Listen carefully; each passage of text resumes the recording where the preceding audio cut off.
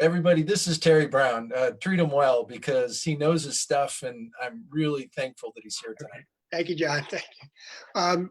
And thanks for a couple of seconds, Timmy, John, and especially Ray for mentioning the Tuskegee Airmen as underdogs. When I saw Tuskegee Airmen, it reminded me very much of a dear friend.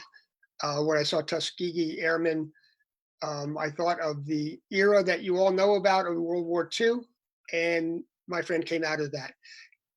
Tuskegee's in southern Alabama. It's as rural as you can get. You can imagine the way it was in 1880 when the locals said they would vote for the white senator if he would start a land grant school in their town. So he said, sure, give me your votes. You can have the land with no buildings on it.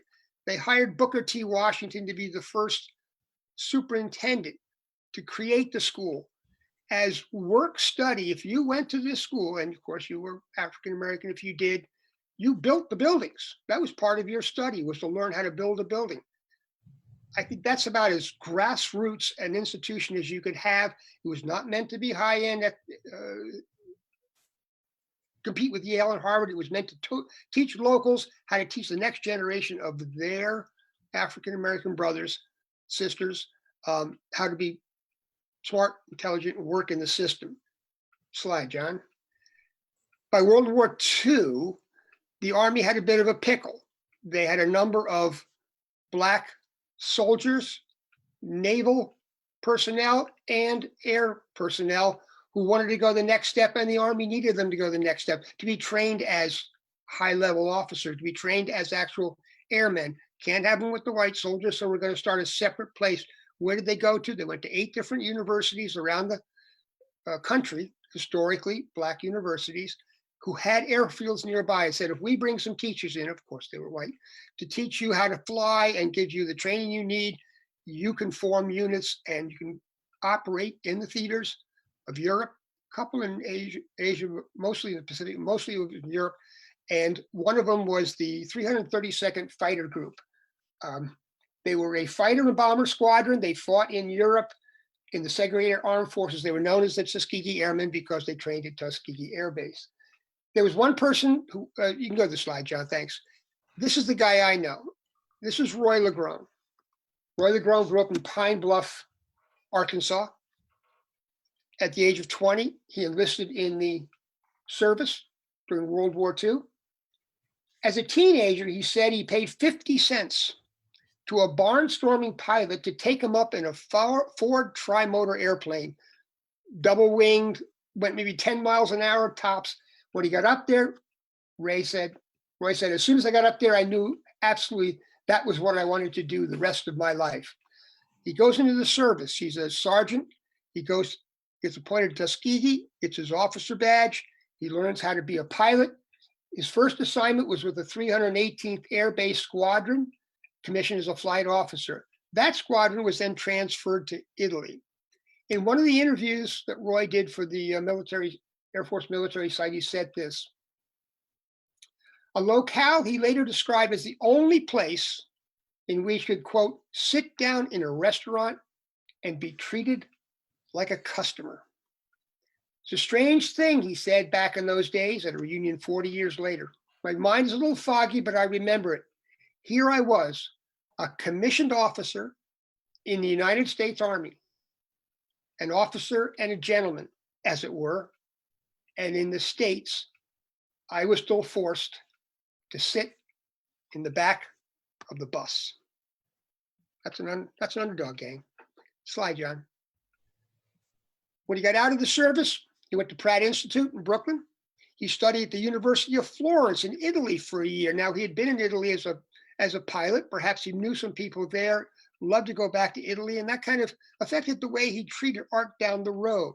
He became an art director. One of his jobs was with Avon Paperbacks. Now, if you work for a paperback company back then, we're talking about the late 50s into the early 60s, you might commission 500 covers in a year, 10 a week. You're given a lot of jobs to illustrators. They got to know Roy. They got to like Roy. He probably was a very decent art director. I won't talk about that. You can go on Google Images or whatever. You can find a lot of his pictures there, his commercial art, but he was an art director. He comes to the Society of Illustrators in 1963 and applies for membership as an artist membership. And he was elected.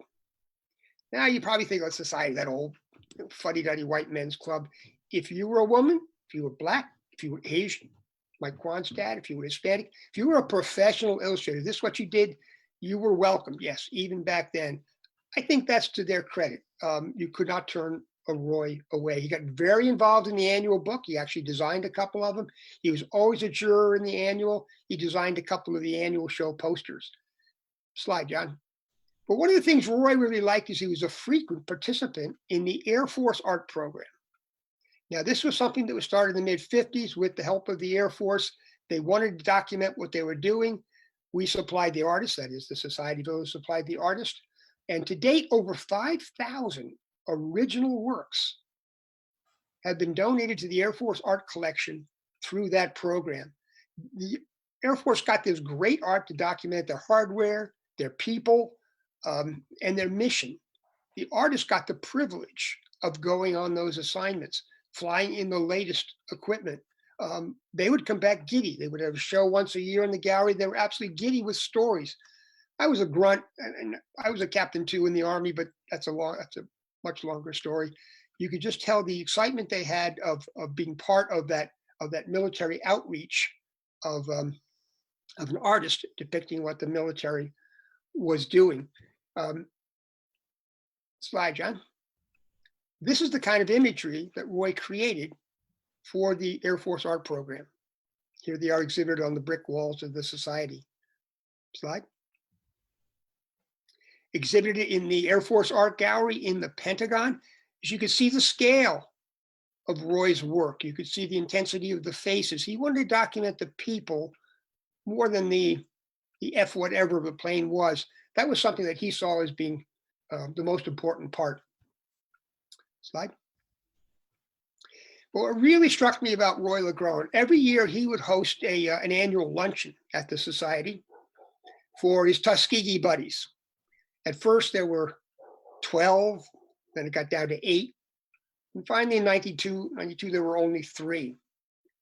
These guys would sit down, these men would sit down. They were officers, they were gentlemen. They were dignified. They were well-spoken, well-dressed, successful, sophisticated. They were charming. They were humble. They made a strong and lasting impression on me and anyone who was around them. I just thought this was great to have this group once a year see you as illustrators, your environment, and how seriously you took your work, to hear them be proud of the lives they lived, having survived as underdogs in a really rough environment, to come back to an even rougher environment after the war and be successful. John, slide. One of them, of course, was a hell of an artist, and that's Roy LaGrone. This is a good book. It's an okay book as far as the history. There's a lot more on video, but I thought it was great that they featured Roy's art as the centerpiece of the story of the Tuskegee heroes. Roy ended his career at Rutgers University. He was designing all their alumni publications in New Jersey. He lived most of his life in New Jersey. His wife, Esther, was a sweet, very quiet woman, the wonderful voice. She would come to events with him. She would sit by herself. I always went over to say hello. She had a voice, a little bit of an accent. It was hard to handle sometimes. She was from Iceland. How the hell those two met, I don't know, but you can go online. They have a great family. One of his grandsons is now a pretty successful artist. One day in 1993, Roy wasn't feeling well. He took a nap on the couch in the living room of their home, and Roy never woke up. He was 72 years old.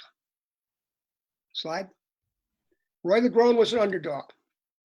He had a great laugh, and I know he would be laughing right now and be very proud that his fellow Tuskegee Airmen are being remembered tonight, are being remembered in artwork.